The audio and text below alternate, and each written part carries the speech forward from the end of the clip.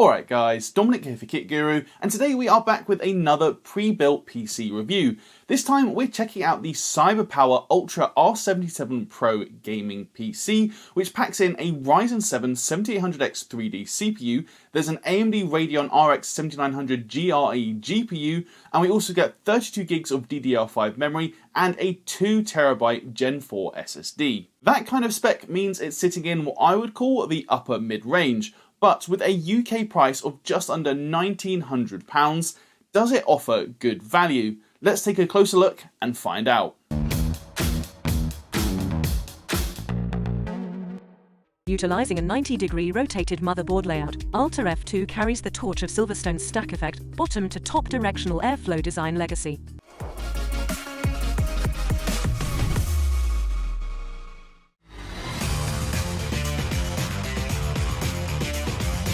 Diving in then to take a closer look at the PC itself, we're going to start off with the chassis, where Cyberpower has opted for the Corsair 3000D RGB airflow. Now, we haven't actually reviewed this case here on the channel, though it does appear to be a very popular one with system integrators, offering a compact mid-tower design.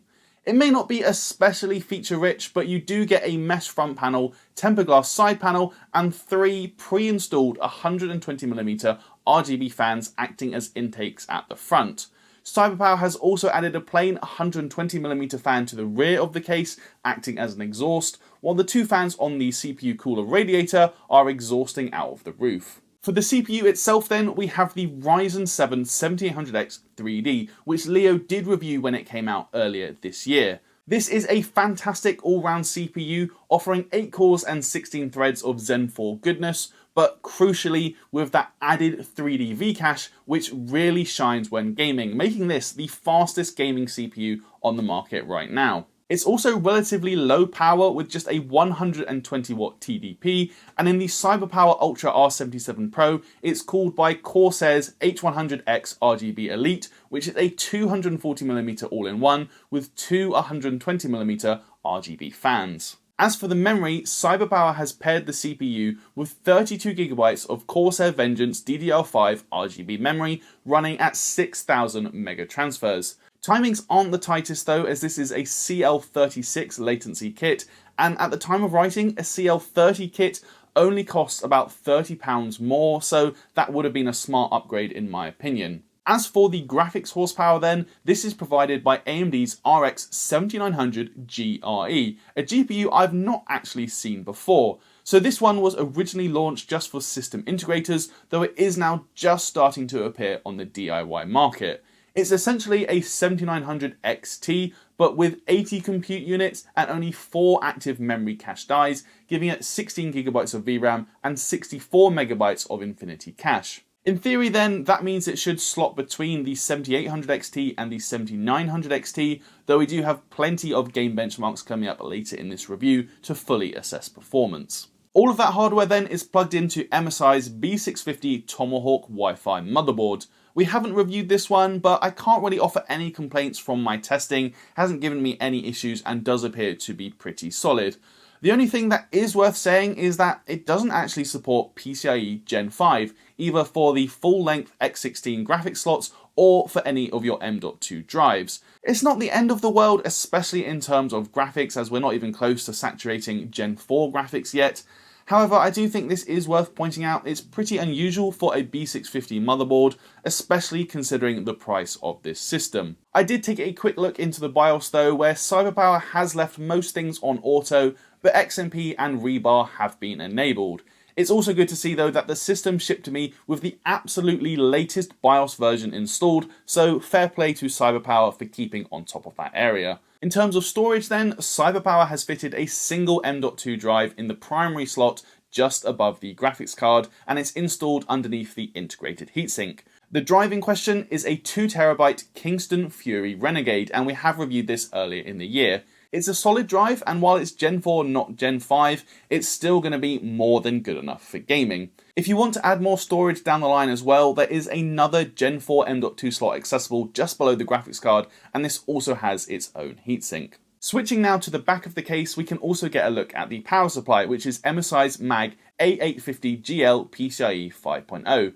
Again, we've not reviewed this one, but on paper it looks fine, offering 850 watts capacity and 80 plus gold certification. In case you're wondering as well, the PCIe 5 part of the name just means it supports a 12 volt high power connector, which we don't need for the 7900 GRE, but the cable does come included with the system if you do upgrade the GPU down the line. The final thing to mention then is the RGB lighting. So despite all of the RGB hardware being manufactured by Corsair, the CPU cooler and the fans actually plug directly into the MSI motherboard using a standard 5 volt ARGB header, which means you can't control all of the RGB together in iCUE, as only the DDR5 memory shows up, and instead you have to use MSI Mystic Light to control the lighting on the CPU cooler or the case fans. Having a look online, you can supposedly use MSI Mystic Light to control Corsair's RGB memory, and while the memory did show up for me in Mystic Light,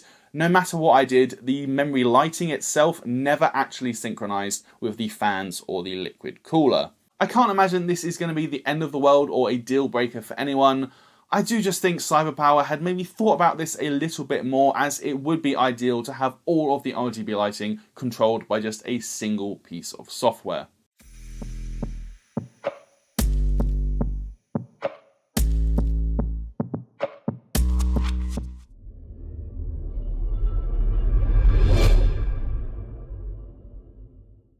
Time to move on to our testing section of this video though, and we're going to start by taking a look at CPU behaviour running Cinebench R23. For an all-core workload, this CPU was running at a solid 4.8 GHz over our 30-minute stress test, and we can see that CPU package power is coming in just below 90 watts. The CPU did actually run a touch faster while gaming, coming in at more like 4.9 GHz, but also with lower package power at around 64 watts. The GPU meanwhile was operating around the 2200 MHz mark, but with total board power reported just below 250 watts. With that out of the way then, it's time to move on to our benchmarks, but just before we do, it is worth saying there will be a few different points of comparison used throughout this video, but I have made sure to label all of the charts. That said, if you do want to get a detailed breakdown of all of the different comparison systems, head over to the written article on kitguru.net. Starting off our benchmarks then with Cinebench R23, the 7800X 3D in the Ultra R77 Pro is actually marginally outperforming the same CPU that Leo tested in his day one review. Its score of just below 17,900 points does make it a touch slower than the 7700X due to the lower clock speed, but you can see a generational improvement compared to the 5800X 3D. Single core performance then is about as expected. The 7800X 3D does have a lower boost clock, so it can't match the i5 13600K or the Ryzen 7700X, but it does provide a big boost to performance versus Zen 3. Memory benchmarks as well follow a similar trend. All three kits shown here are DDR5 6000 megatransfers memory modules, and all produced very similar performance, with reads around 59,000 megabytes a second and writes at or around 80,000 megabytes a second.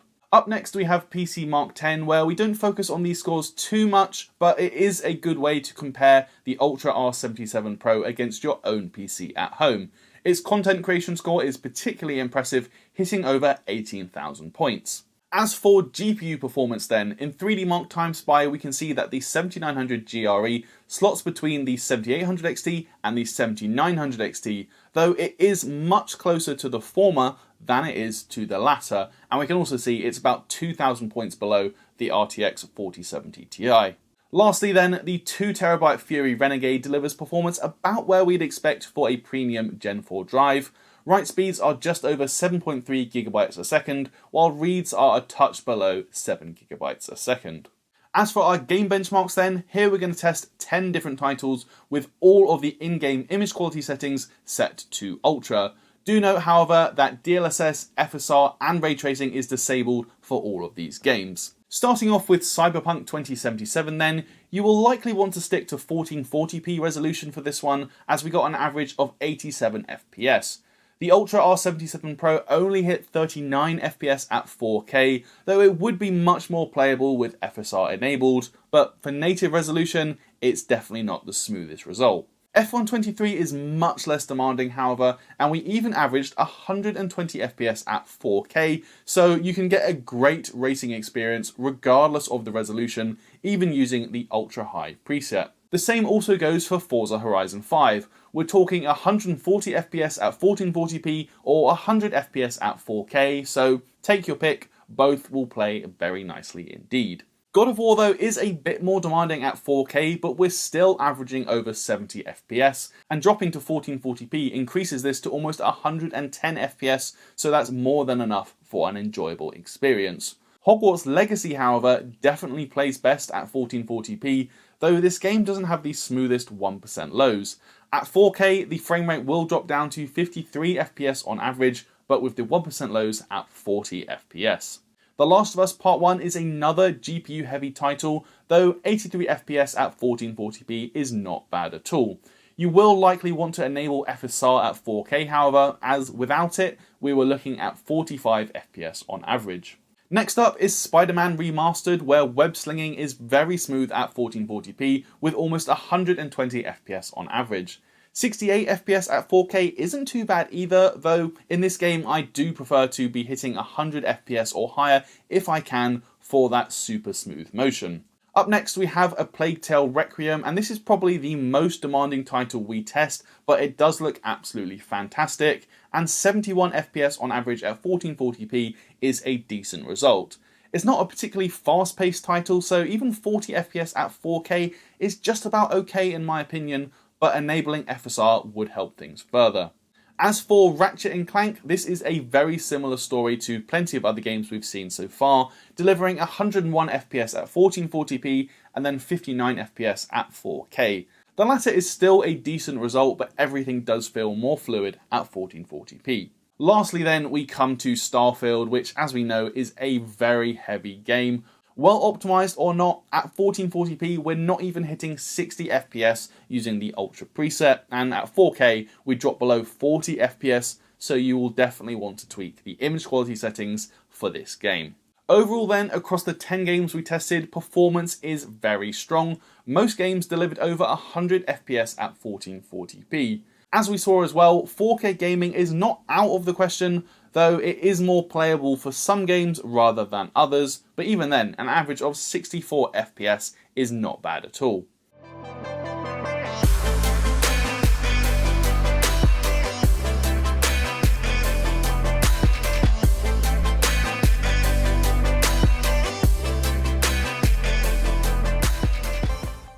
Moving on to CPU thermals then, with that CPU running at between 4.8 to 4.9 GHz depending on the workload, thermal performance is pretty decent. After a 30-minute run in Cinebench for instance, the 7800X 3D was only hitting 78 degrees and it ran much cooler while gaming, hitting just 63 degrees even in Cyberpunk 2077, which is a pretty CPU heavy title. GPU thermals are generally fine as well. The hotspot and memory temperatures do both reach 90 degrees, which is a touch warmer than I'd like, but as this is an AMD reference card, it is about as expected. AMD maintains that up to 110 degrees is safe here, so we are well below that, though you could always make the GPU fan curve that bit more aggressive. That being said, noise levels are not the greatest, particularly when the CPU is loaded to the max, as we can see from the Cinebench result. In that instance, it produced 43 decibels of noise, which isn't outrageous, but the main problem is the pitch of the fans. The included RGB front fans in the 3000D airflow are not of the greatest quality, and while spinning at 1800 RPM, they do emit quite a whiny, resonating hum. Gaming isn't quite as bad as the CPU isn't loaded so heavily, but even then, the fan pitch is very annoying. Now this is definitely not an ideal situation, and it was happening just using the default fan curve as set in the BIOS. To try and improve matters though, I actually went in and set a fixed 1000 RPM fan curve for all case fans in this system. That actually made a massive difference as it reduced noise levels down to 37 decibels, but most importantly, it completely cut out all of that whining hum. To hear it for yourself, here is a quick sound test comparing the default fan curve to running a fixed 1000 RPM fan speed.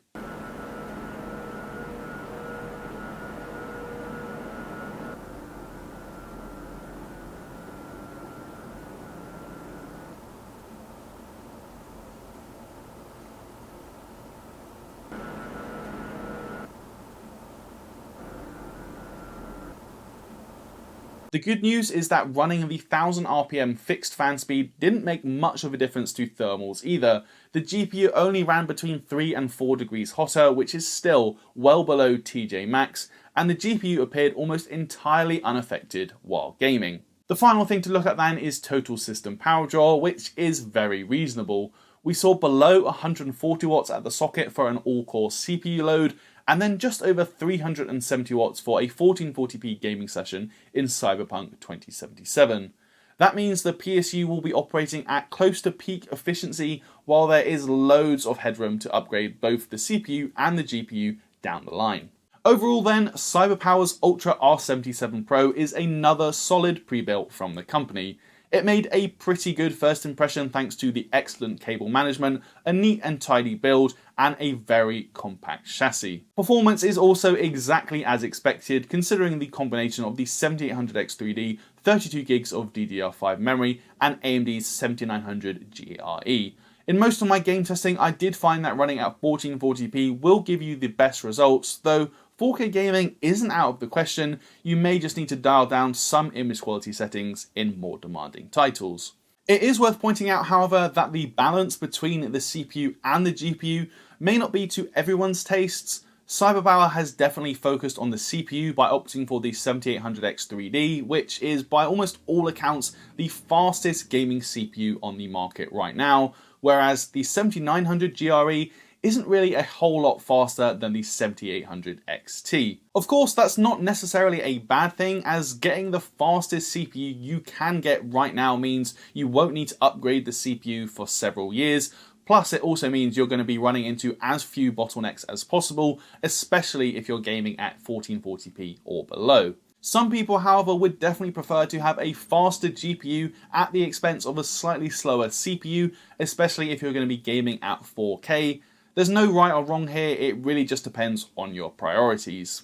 There are definitely a couple of other issues with this system though that could do with improvement, and the first is the RGB lighting.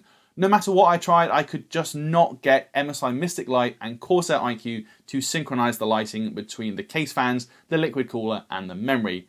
Again, I don't think it's a deal breaker, but considering this system costs almost £2,000, I don't think it's too much to ask to have a single piece of software which is able to control all of the RGB lighting. The other area for improvement as well are the case fans. As we showed, they do get pretty whiny at higher RPMs. I really would have liked Cyberpower to go that extra step and tweak the default fan curve, optimizing those case fans for lower noise, as they really don't need to be running at 1800 RPM as we showed in our testing. Even running them at a fixed 1000 RPM completely removes all of that whine and really did not make much of a difference to thermal performance. Even then though, I have been pretty impressed by Cyberpower's Ultra R77 Pro, and it's actually a pretty good value. Pricing up all of the components individually, for instance, comes to about £1,835 at the time of filming, give or take a bit, as the 7900 GRE isn't available in the UK DIY market yet, and we've also not included a Windows 11 license. That means for just a £65 premium based on current retail prices, you are getting this system built to a high standard. It will be shipped out to you and covered by Cyberpower's fantastic warranty, which actually includes 5 years labour, 2 year parts, and 2-year collect and return, plus lifetime technical support. It may not be quite perfect, as there are a couple of niggling issues, but it is a very solid all-round system, and it offers compelling value for under £2,000. Anyway guys, that is going to do it for this review. So if you liked it, please do toss me a thumbs up, and as always, let me know your thoughts down in the comments below.